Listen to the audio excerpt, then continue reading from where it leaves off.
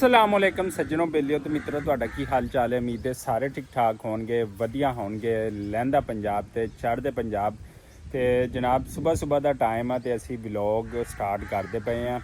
ਲਹਿੰਦੇ ਤੇ ਚੜ੍ਹਦੇ ਪੰਜਾਬ ਵਾਲੇ ਤਕਰੀਬਨ ਜਿਹੜਾ 60% ਜਿਹੜਾ ਸਾਡਾ ਕਿਸਾਨ ਹੈ ਨਾ ਉਹਦੀਆਂ ਫਸਲਾਂ ਤਬਾਹ ਹੋ ਗਈਆਂ ਤੇ ਐਵੇਂ ਚੜ੍ਹਦੇ ਪੰਜਾਬ ਇੰਡੀਆ ਦੇ ਵਿੱਚ ਵੀ ਇਹੀ ਸੂਰਤ ਹਾਲ ਹੈ।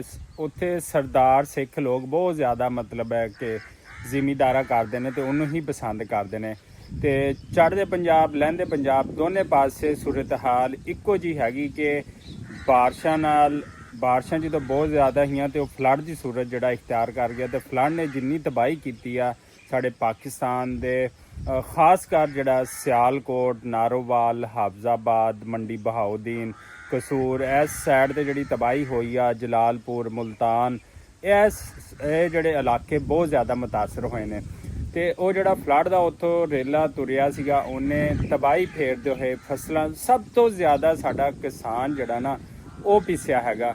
ਅਸੀਂ ਖੁਦ ਕਿਸਾਨ ਆ ਗਏ, ਸਾਨੂੰ ਪਤਾ ਹੈ ਕਿ ਇਨਸਾਨ ਹੈ ਫਸਲ ਇਹ ਦੇਖਦੇ ਪਏ ਹੋ ਇਹੋ ਜਿਹੀ ਮੁੰਜੀ ਦੀ ਫਸਲ ਤਿਆਰ ਸੀਗੀ ਤੇ ਇਹੋ ਜਿਹੀ ਮੁੰਜੀ ਦੀ ਫਸਲ ਜਿਹੜੀ ਹੈ ਨਾ ਤਬਾਹ ਹੋਈ ਆ। ਦੇਖਿਓ ਇਹ ਸਿੱਟਾ ਪਿਆ ਹੈ, ਪੂਰੀ ਫਸਲ ਹੈ ਜਿਵੇਂ ਇੱਥੇ ਲੱਗੀ ਪਈ ਹੈਗੀ ਆ ਤੇ ਐਵੇਂ ਪੂਰੀ ਫਸਲ ਜਿਹੜੀ ਹੈ ਨਾ ਉਹ ਤਬਾਹ ਹੋਈ ਹੈਗੀ ਆ ਤੇ ਕਿਸਾਨ ਜਿਹੜਾ ਸਵੇਰ ਤੋਂ ਲੈ ਕੇ ਸ਼ਾਮ ਤੱਕ ਮਿਹਨਤ ਕਰਦਾ ਹੈ, ਉਹ ਚਾਹੇ ਚੜ੍ਹਦੇ ਪੰਜਾਬ ਦਾ ਹੋਵੇ, ਇੰਡੀਆ ਦਾ, ਲਹਿੰਦੇ ਪੰਜਾਬ ਪਾਕਿਸਤਾਨ ਦਾ ਹੋਵੇ ਤੇ ਇਸ ਕਿਸਾਨੀ ਦੇ ਬਲ ਬੋਤੇ ਤੇ ਜਿਹੜਾ ਨਾ ਸਾਡਾ ਨਿਜ਼ਾਮ ਜਿਹੜਾ ਨਾ ਉਹ ਚੱਲਦਾ ਹੈਗਾ। ਚਾਹੇ ਉਹ ਇੰਡੀਆ ਦਾ, ਉੱਥੇ ਵੀ 70 ਤੋਂ 80% ਜਿਹੜੀ ਜ਼ਰਾਅਤ ਆ ਉਹੀ ਮੁਲਕ ਨੂੰ ਚਲਾ ਰਹੀ ਆ ਤੇ ਇਹੀ ਸੂਰਤ ਹਾਲ ਪਾਕਿਸਤਾਨ ਦੀ ਆ।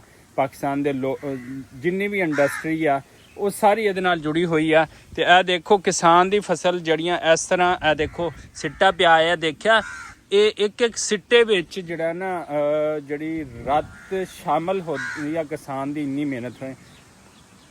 ਚੜ੍ਹਦੇ ਪੰਜਾਬ ਦਾ ਤੇ ਲਹਿੰਦੇ ਪੰਜਾਬ ਦਾ ਜਿਹੜਾ ਕਿਸਾਨ ਤਬਾਹੋ ਬਰਬਾਦ ਹੋ ਗਿਆ। ਯਕੀਨ ਕਰੋ ਉਹਦੇ ਨਾਲ ਉਹਦੇ ਉਹ ख्वाब, ਉਹਦੇ ਉਹ ਡਰੀਮ, ਉਹਦੀਆਂ ਉਹ ਚੀਜ਼ਾਂ ਸਾਰਾ ਕੁਝ ਜਿਹੜਾ ਨਾ ਤਬਾਹ ਹੋ ਗਿਆ, ਫਲੱਡ ਦੀ ਨਜ਼ਰ ਹੋ ਗਿਆ ਤੇ ਲਿਹਾਜ਼ਾ ਸਾਡੀ ਹੁਕੂਮਤ ਨੂੰ ਚਾਹੀਦਾ ਉਹ ख्वाब ਜਿਹੜੇ ਨਾ ਉਹਨਾਂ ਦੇ ਰੁੜ ਗਏ ਨੇ ਕਿਉਂਕਿ ਉਹ ਇਸ ਕਿਸਾਨੀ ਦੇ ਉੱਤੇ ਇਸ ਜ਼ਿਮੀਦਾਰੇ ਨਾਲ, ਚਾਹੇ ਉਹ ਮੁੰਜੀ ਦੀ ਫਸਲ ਆ, ਉਹ ਗੰਨੇ ਦੀ ਫਸਲ ਆ, ਉਹ ਕਾਟਨ ਦੀ ਫਸਲ ਆ, ਉਹ ਜਿਹੜੀ ਫਸਲ ਵੀ ਹੈਗੀ ਆ ਨਾ ਤੇ ਕਿਸਾਨ ਜਿਹੜਾ ਨਾ ਸਾਡਾ ਉਹ ਰੁੜ ਗਿਆ, ਉਹਦੇ ख्वाब ਰੁੜ ਗਏ ਨੇ ਕਿਉਂਕਿ ਉੱਥੇ ਹੀ ਉਹ ਆਪਣੇ ਧੀ ਪੁੱਤਰ ਦੀ ਉਹਨੇ ਸ਼ਾਦੀ ਕਰਨੀ ਹੈ, ਉੱਥੇ ਹੀ ਆਪਣੇ ਜਿਹੜਾ ਬੇਟਾ ਹੁੰਦਾ ਉਹਨੂੰ ਤਲੀਮ ਦਿਲਵਾਉਣੀ, ਆਪਣੀ ਬੇਟੀ ਨੂੰ ਦਿਲਵਾਉਣੀ, ਆਪਣੀਆਂ ਭੈਣਾਂ ਦੀਆਂ, ਭਰਾਵਾਂ ਦੀਆਂ ਤੇ ਆਪਣੀ ਔਲਾਦ ਦੀਆਂ, ਬਹੁਤ ਸਾਰੇ ਲੋਕਾਂ ਦੀਆਂ ਇੱਕ ਕਿਸਾਨ ਜਿਹੜਾ ਉੱਥੇ ਹੀ ਜ਼ਰੂਰਤਾਂ ਪੂਰਾ ਕਰਦਾ ਹੈ।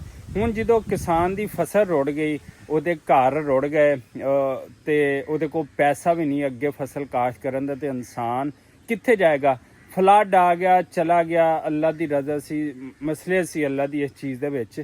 ਲੇਕਿਨ ਸਾਡੀ ਹੁਕੂਮਤ ਨੂੰ ਚਾਹੀਦਾ ਹੈ ਕਿ ਇਹਨਾਂ ਕਿਸਾਨਾਂ ਦੀ ਨਾ ਭਰਪੂਰ ਸਪੋਰਟ ਕਰੇ।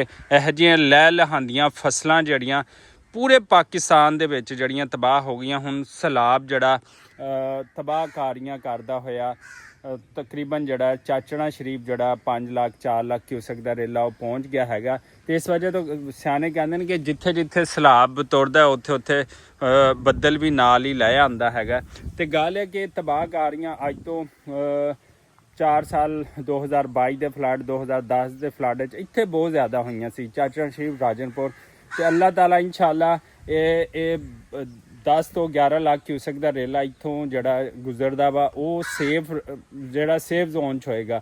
ਲੇਕਿਨ ਯਕੀਨ ਕਰੋ ਆਪਣੀ ਜਿੰਨੀ ਵੀ ਜ਼ਿੰਦਗੀ ਆ, ਠੀਕ ਹੈ ਨਾ, ਉਹਦੇ ਵਿੱਚ ਅਸੀਂ ਪਹਿਲੇ ਵਾਰੀ ਤਬਾਹਕਾਰੀਆਂ 2010 ਦੀਆਂ ਦੇਖੀਆਂ ਸੀਗੀਆਂ, ਉਸ ਤੋਂ ਬਾਅਦ 2025 ਦੀਆਂ, ਉਸ ਤੋਂ ਪਹਿਲੇ ਵਾਲੀਆਂ ਤਬਾਹਕਾਰੀਆਂ ਨਹੀਂ ਅਸੀਂ ਦੇਖੀਆਂ ਜਿਹੜੀਆਂ ਵੀ ਸੀ। ਲੇਕਿਨ ਇਸ ਦਫਾ ਜਿੰਨੀ ਤਬਾਹਕਾਰੀ ਹੋਈ ਹੈ ਨਾ ਉਹ ਨਾਰੋਵਾਲ, ਹਾਫਜ਼ਾਬਾਦ, ਸਿਆਲਕੋਟ, ਮੰਡੀ ਬਹਾਉਦੀਨ, ਠੀਕ ਹੈ, ਜਾਂ ਤਬਾਹਕਾਰੀਆਂ ਉੱਧਰ ਸਵਾਤ ਬੁਨੇਰ ਵਾਲੇ ਪਾਸੇ, ਉਹ ਸ਼ਾਇਦ ਅਸੀਂ ਜ਼ਿੰਦਗੀ 'ਚ ਕਦੀ ਨਹੀਂ ਦੇਖੀਆਂ ਹੈਗੀਆਂ। ਅੱਲਾਹ ਤਾਲਾ ਮਾफ़ ਕਰੇ। ਤੇ ਦੂਸਰੀ ਗੱਲ ਮੈਂ ਇਹ ਕਰਦਾ ਪਿਆ ਕਿ ਸਾਡੇ ਕਿਸਾਨਾਂ ਦੇ ख्वाब ਰੁੜ ਗਏ ਨੇ ਬਹੁਤ ਸਾਰੀਆਂ। ਚੰਦ ਇੱਕ ਜਿਹੜੀਆਂ ਫਸਲਾਂ ਬਚੀਆਂ ਨੇ ਉਹਨਾਂ ਦੇ ਰੇਟ ਵੀ ਬਹੁਤ ਜ਼ਿਆਦਾ, ਮੈਂ ਕਹਿੰਦਾ ਜਿਹੜੇ ਹਾਜੀ ਨਮਾਜ਼ੀ ਸੀ ਜਿਹੜੇ ਕਹਿੰਦੇ ਕਿ ਸਾਨੂੰ ਅੱਲਾ ਦਾ ਬਹੁਤ ਡਰ ਹੈਗਾ, ਉਹਨਾਂ ਨੇ ਚੀਜ਼ਾਂ ਜਨਾਬ ਮਹਿੰਗੀਆਂ ਕਰ ਦਿੱਤੀਆਂ। ਦਾਲਾਂ ਜਾਂ ਚਾਵਲ ਮਹਿੰਗੇ, ਤੂੜੀ ਮਹਿੰਗੀ, ਪੱਠਾ ਮਹਿੰਗਾ, ਠੀਕ ਹੈ, ਤੇ ਦੁੱਧ ਮਹਿੰਗੇ ਹੋ ਗਏ ਨੇ। ਹਰ ਇੱਕ ਚੀਜ਼ ਜਿਹੜੀ ਹੈ, ਸਿਰਫ ਗੰਦਮ ਵੀ ਮਹਿੰਗੀ ਹੋ ਗਈ ਹੈ ਜਨਾਬ ਵਾਲਾ। 3200 ਰੁਪਏ ਰੇਟ ਸੀਗਾ ਤੇ ਹੁਣ ਚੋਰੀ ਜਿਹੜੀ ਵਿਕਦੀ ਪਈ ਹੈ 4000 4500 ਵੀ ਦੇਣ ਨੂੰ ਕੋਈ ਤਿਆਰ ਨਹੀਂ ਹੈਗਾ। ਤੇ ਸਿਰਫ ਕਿਸਾਨ ਦਾ ਜਿਹੜਾ ਮਾਲ ਹੈ ਉਹ ਰੁਲਦਾ ਪਿਆ ਹੈ, ਉਹ ਵੀ ਸਸਤਾ ਹੋ ਗਿਆ। ਬਾਕੀ ਹਰ ਚੀਜ਼ ਮਹਿੰਗੀ ਹੈ, ਠੀਕ ਹੈ। ਸਿਰਫ ਕਿਸਾਨ ਦਾ ਮਾਲ ਜਿਹੜਾ ਸਲਾਬ 'ਚੋਂ ਰੁੜ ਕੇ ਆਇਆ, ਜਿਹੜਾ ਬਚ ਗਿਆ, ਕਿਸਾਨ ਉਹਨੂੰ ਵੇਚ ਕੇ ਨਾ ਆਪਣੀਆਂ ਦੂਸਰੀਆਂ ਜ਼ਰੂਰੀਆਤ ਪੂਰਾ ਕਰਨਾ ਚਾਹੁੰਦਾ, ਲੇਕਿਨ ਉਹ ਵੀ ਸਸਤਾ ਹੋ ਗਿਆ। ਤੇ ਇਸ ਵਾਸਤੇ ਹਾਜੀਓ ਨਮਾਜ਼ੀਓ ਤੇ ਜਿਹੜਾ ਨਾ ਖੌਫੇ ਖੁਦਾ ਕਰੋ, ਇਹ ਸਦਾ ਦਿਨ ਇੱਕੋ ਜਿਹੇ ਨਹੀਂ ਰਹਿਣੇ। ਇਨਸ਼ਾਅੱਲਾ ਕਿਸਾਨਾਂ ਦੇ ਦਿਨ ਜ਼ਰੂਰ ਬਦਲਣਗੇ। ਲੇਕਿਨ ਜਿਸ ਤਰ੍ਹਾਂ ਖਾਲਿਸਤਾਨ ਵਾਲਿਆਂ ਦੇ ਫਨਕਾਰਾਂ ਨੇ ਜਿੱਦਾਂ ਸਪੋਰਟ ਕੀਤੀ ਹੈਗੀ ਆਪਦੇ ਕਿਸਾਨਾਂ ਨੂੰ, ਦਿਲਜੀਤ ਸਿੰਘ ਦੇ ਮੁਤਲਕ ਸੁਣਿਆ, ਉਹ ਕਹਿੰਦਾ 24 ਤੋਂ 25 ਵਿਲੇਜ ਦੇਖ ਲਓ, 24 ਤੋਂ 25 ਵਿਲੇਜ ਕਿੰਨੇ ਉਹਦੇ ਵਿੱਚ ਲੋਕ ਹੋਣ ਨੇ ਕਿਹਾ ਮੈਂ ਉਹਨਾਂ ਦੀ ਸਪੋਰਟ ਕਰੂੰਗਾ। ਉੱਥੇ ਦੇ ਫਨਕਾਰ ਖੁੱਲ੍ਹ ਕੇ ਜਿਹੜੇ ਨਾ ਸਾਹਮਣੇ ਆਏ ਹੈਗੇ ਨਾ, ਉਹਨਾਂ ਨੇ ਕਿਹਾ ਅਸੀਂ ਆਪਦੇ ਲੋਕਾਂ ਦਾ, ਅਸੀਂ ਉਹਨਾਂ ਨੂੰ ਜਾਨਵਰ ਦੇਵਾਂਗੇ, ਟਰੈਕਟਰ ਦੇਵਾਂਗੇ, ਖਾਦਾਂ ਲੈ ਕੇ ਦੇਵਾਂਗੇ। ਜਿੰਨੇ ਵੀ ਵੱਡੇ ਵੱਡੇ ਉਹਨਾਂ ਦੇ ਫਨਕਾਰ ਨੇ, ਉਹ ਅਸ਼ਕੇ ਕੁਮਾਰ ਹੋ ਗਿਆ, ਸਨੀ ਦੇਵਲ ਹੋ ਗਿਆ, ਦਲਜੀਤ ਸਿੰਘ ਹੋ ਗਿਆ, ਜਿੰਨੇ ਵੀ ਉਹਨਾਂ ਦੇ ਵੱਡੇ ਵੱਡੇ ਫਨਕਾਰ ਨੇ, ਉਹਨਾਂ ਨੇ ਕਿਹਾ ਸਪੋਰਟ ਕੀਤਾਂਗੇ। ਤੇ ਸਾਡੇ ਚੰਦ ਇੱਕ ਪੰਜਾਬੀ ਜਿਹੜੇ ਫਨਕਾਰ ਨੇ, ਸਟਾਰ ਨੇ, ਜਿਵੇਂ ਕਿ ਅੰਜਮ ਸਰੋਇਆ, ਵਕਾਰ ਮਿੰਦਰ, ਨਾਸਰ ਢਿੱਲੂ, ਇੱਕ ਦੋ ਹੋਰ ਦੋਸਤ ਅਹਿਬਾਬ ਨੇ ਜਿਹੜੇ ਪੰਜਾਬੀ ਬੋਲਣ ਵਾਲੀ ਜ਼ਬਾਨ, ਉਹਨਾਂ ਨੇ ਸਿਰਫ ਜਾ ਕੇ ਜਿਹੜੀ ਆ ਕੁਝ ਸਪੋਰਟ ਕੀਤੀ ਹੈਗੀ ਲੋਕਾਂ ਦੀ। ਬਹੁਤ ਅੱਛੀ ਗੱਲ ਹੈ ਤੇ ਲੋਕ ਉਹਨਾਂ ਦੇ ਖਿਲਾਫ ਵੀ ਗੱਲਾਂ ਕਰਦੇ ਪਏ ਨੇ, ਸ਼ਰਮ ਆਉਣੀ ਚਾਹੀਦੀ ਆ। ਤੇ ਉਸ ਤੋਂ ਇਲਾਵਾ ਸਾਡੇ ਪਾਕਿਸਤਾਨ ਨੇ ਜਿੰਨੇ ਵੀ ਟਿਕਟੋਕਰ ਸਟਾਰ ਸੀਗੇ, ਜਿਹੜੀਆਂ ਬੜੀਆਂ ਬੜੀਆਂ ਫੜਾ ਮਾਰਦੇ ਨੇ, ਢੱਕੀ ਹੋ ਗਿਆ, ਠੀਕ ਹੈ ਨਾ, ਰਜਬ ਬੱਟ ਹੋ ਗਿਆ, ਬਾਕੀ ਇਕਰਾ ਕੰਬਲ ਹੋ ਗਈ, ਔਰ ਜਿੰਨੇ ਵੱਡੀ ਉਹਨਾਂ ਦੀ ਫੈਨ ਫੋਲੋਇੰਗ ਹੈਗੀ, ਉਹਨਾਂ ਨੇ ਜਨਾਬ ਇੱਕ ਚਾਵਲ ਦੀ ਦੇਗ ਤੱਕ ਨਹੀਂ ਭੇਜੀ ਹੈਗੀ।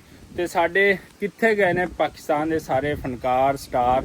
ਤੇ ਉਹ ਲੋਕ ਹਕੀਮ ਸ਼ਹਜ਼ਾਦ ਵਰਗੇ ਜਿਹੜੇ ਕਿ ਲੱਖਾਂ ਰੁਪਈਏ ਆਦੀ ਸ਼ਾਦੀ ਦੇ ਉੱਤੇ ਲਾ ਕੇ, ਕਰੋੜਾਂ ਰੁਪਈਆ ਲਾ ਕੇ ਤੇ ਸ਼ਾਦੀ ਦਿਖਾ ਰਿਹਾ, ਮੁਜਰੇ ਦਿਖਾ ਰਿਹਾ, ਡਾਂਸ ਦਿਖਾ ਰਿਹਾ, ਤੇ ਕਹਿੰਦਾ ਮੈਂ ਉਹ ਸਲਾਬ ਜ਼ਦਗਾਨ ਦੇ ਦਊਂ। ਕੀ ਫਾਇਦਾ ਤੇਰੀ ਉਹ ਹਰਾਮ ਦੀ ਕਮਾਈ ਜਿਹੜੀ ਹੈ ਨਾ, ਉਹ ਲੈ ਕੇ ਤੇ ਮੁੜ ਕੇ ਉਹ ਤੂੰ ਉਹਨਾਂ ਨੂੰ ਜਾ ਕੇ ਉੱਥੇ ਸਲਾਬ ਜ਼ਦਗਾਨ ਦੇ, ਕੋਈ ਫਾਇਦਾ ਨਹੀਂ ਇਹੋ ਜਿਹੀ ਕਮਾਈ।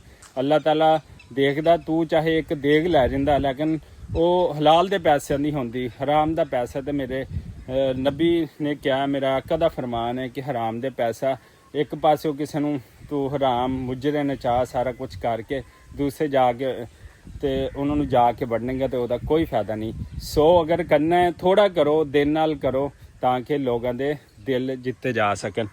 ਤੇ ਅੱਲਾਹ ਤਾਲਾ ਇਹੋ ਜਿਹੀਆਂ ਚਹਿਚਹਾਉਂਦੀਆਂ ਲੈ ਲਹਾਉਂਦੀਆਂ ਫਸਲਾਂ ਜਿਹੜੀਆਂ ਨਾ ਦੁਬਾਰਾ ਸਾਡੇ ਉਹ ਕਿਸਾਨ ਭਾਈਆਂ ਨੂੰ ਉਸ ਸਟੇਜ ਤੇ ਲੈ ਕੇ ਜਾਵੇ। ਤੇ ਅੱਲਾਹ ਤਾਲਾ ਬੁਰੀ ਨਾਗਹਾਨੀ ਆਫਤ ਜਿਹੜੀ ਆ ਨਾ ਉਹ ਤੋਂ ਬਚਾਵੇ।